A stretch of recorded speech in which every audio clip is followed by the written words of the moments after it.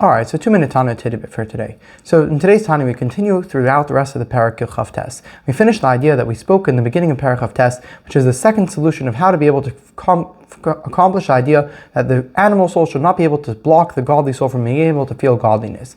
As someone sometimes is trying to feel inspiration, he's being blocked, he feels apathetic because the animal soul is blocking over the light of the godly soul. The way to get rid of that is by breaking and crushing the idea of the spirit of the animal soul. And we mentioned a few ways to do that. Today's Tanya, the Alter Rebbe is going to bring another suggestion, which is that each person should think to himself about all the dreams that he had throughout his life and see, were the dreams that you had proper dreams about godliness, or were they about other things? Were they about disturbing things, or were they things that were against godliness, improper thoughts? As we know that when it says in the Zohar that a person goes to sleep at night, there are spirits which come, and evil spirits can come as well, and they can tell people things that during their dreams which can be full of emptiness or hot air. They can even try to torture and make a person in pain through the dreams that he has at night, as opposed to someone who is pure, like it says, Miyalev Har Hashem, who will go up to the mountain of God, who will be able to have dreams about godliness, is only someone who's proper. So the fact that a person is having these dreams which are not necessarily so proper means that you're not holding on such a great level. So who do you think that you are? If you're getting all full of yourself, stop, slow down a little bit. You have a lot to work on before you start getting full of yourself, and therefore stop speaking up so much Kelipa. You're not really so great, and therefore you're able to crush the spirit of the Kelipa by reminding it this idea. Another solution the Alter Rebbe brings over here is that you should also scream at the Yetzer Hara, to get rageous and mad at it, and tell him you're a wicked person, Yetzer Hara. As we find the idea that the Chachamim tell us that you should always have the idea of the godly soul being raging against the animal soul. You should have the godly soul get mad at the animal soul. As it says, Rigzu val chato, that when you have the godly soul being angry against the animal soul, you won't be able to come to do a sin. So what should you tell your animal soul? You should tell him the truth, which is that you're a wicked person, you're a disgusting thing, you are despicable, disgusting, abhorrent, a terrible creature. And why are you constantly concealing the truth which is clearly recognized? As a truth which is clearly seen in the world is that God is filling the world. He's Mamali Kolam, and God is really what's energizing everything in the world. And God is the same, He is, was, and will always be before there was the creation of the world. And He's the same exact thing during creation and after creation. He hasn't changed at all. As it says in the Pasuk, Ani Havaya Leisha Nisi, God doesn't change. And the world is exactly the same, and God is exactly the same with or without the world. And God is so much greater than everything in this world. And that's a clear fact which is clearly recognized. Yet you keep on concealing that idea, Yetzer Hara. And you're not allowing me to think that way and to be able to see the clear truth. How long are you going to continue doing this for? How long are you going to continue concealing the truth which is very clear to me, that the godliness is a real thing? You're stopping me from being able to do that. The Alter Rebbe says when a person tells his Yetzer Hara this, he's going to be able to crush the spirit of the Yetzer Hara. The Yetzer Hara won't be able to pick himself up so much, being able to stop the godliness.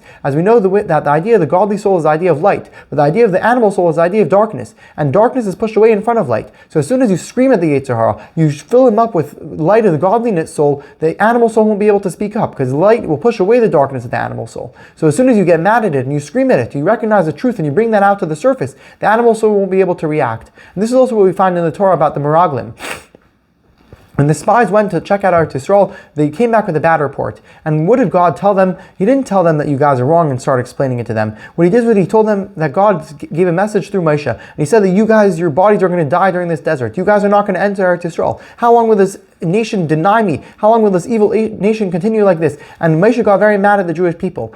Seemingly, how did that make, and suddenly afterwards, the Jewish people said, oh, we're sorry, and they did teshuvah. What did that help? What did the fact that they suddenly wanted to go into Eretz Yisrael? A minute ago they said that God couldn't take them into Eretz Yisrael, that God didn't have the capability. What did the fact that Moshe screamed at them help? But the explanation is because really the godly soul is true the whole time. The godly soul believes in God the whole time. The problem is it's covered over with the spirit of the Kelipa. It's covered over with the Sitra Achra. So as soon as you scream at it and you tell the Kelipa that you're wrong and you don't deserve it, then you get mad at it. Through the fact that you get mad at it, you'll crush the spirit of the Kelipa, and that already lowers down the Kelipa. And then the godly soul can shine freely. And that's also what happened by the Meraglim. That as soon as they got mad at the animal soul and he started screaming at the animal soul, it suddenly was able to be quiet. And their godly soul, which was in them the whole time, is able to come out to the surface. This is also what every person needs to remind themselves. That if a person is, God forbid, having challenges in their emunah in Hashem, they don't feel the belief in God properly, they don't have this faith, which is really in every single Jew. What you're supposed to do is remind yourself that it's not true. And tell your evil spirit that it should go away and it should stop concealing the truth which is there.